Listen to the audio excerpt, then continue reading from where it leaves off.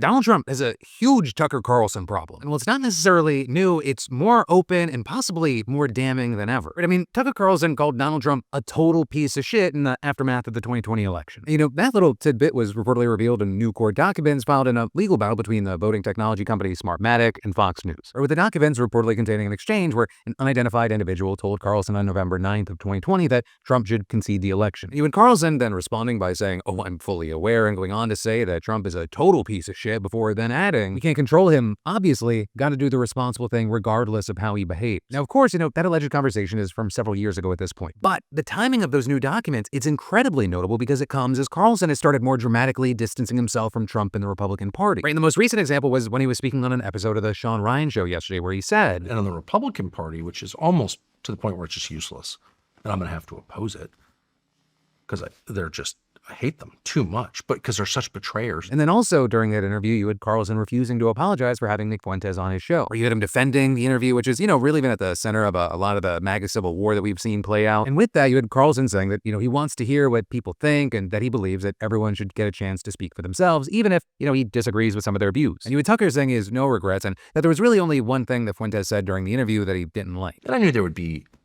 an outcry or whatever. Probably understated it a little bit. But, not up to me. But my conscience is clear. One of the only parts that kind of bothered me, but now it amuses me, is there was a point in the interview where Nick Fuentes said, really out of nowhere, "I love Stalin." And you had Carlson going on to describe how that bothered him because Stalin killed so many Christians, but then he added, "We armed Stalin." To which people say, "Well, are you for Hitler?" No, I'm totally opposed to Hitler.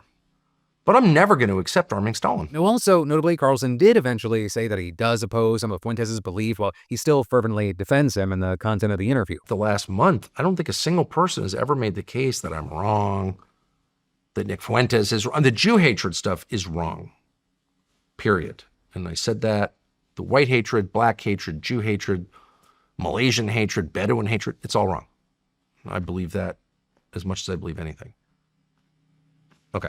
But the rest of it, his analysis, which is actually smart and in a lot of cases true, no one's even attempted to rebut it. And then beyond that, you also had Carlson claiming that the only reason that he got backlash is that he himself is not an anti-Semite, while also then applauding Fuentes' view on the GOP. I mean, if David Duke or whatever, pick an I don't know, even though there are many, I'm sure there are famous anti-Semites, I can't think of one, but David Duke is a famous anti-Semite.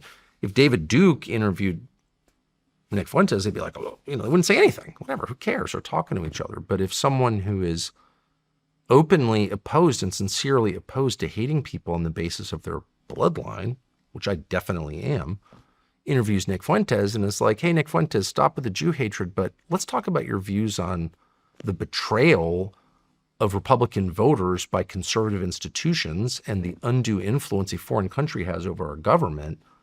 Those are entirely reasonable conversations. And so those comments have largely fueled the flames of the MAGA civil war that's been raging since the interview, while also then furthering the wedge between Carlson and the Republican establishment. Or, well, some people, they applauded Carlson for the interview. You had many top Republican leaders slamming him for platforming Fuentes and failing to push back on some of his views. I mean, just last week, you had House Speaker Mike Johnson saying the interview was a mistake and trying to distance the party from Fuentes. But then also, right, the guy that Carlson's been defending, I use that in air quotes because it's only kinda defending, he's now actually calling Carlson two-faced. He's going around saying, "I disagree with his anti-Semitism." What the f***?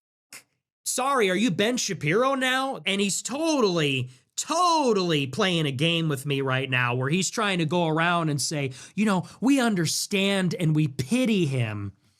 And we just want to know why people like him. Why? So you can reverse engineer it and make some other guy that isn't like me at all? You want to know why people like me? Why? So you can kill me and then take my audience? Is that why? You want to pander to my audience, take me out, and then you're going to give my audience to Rufo and Lomez?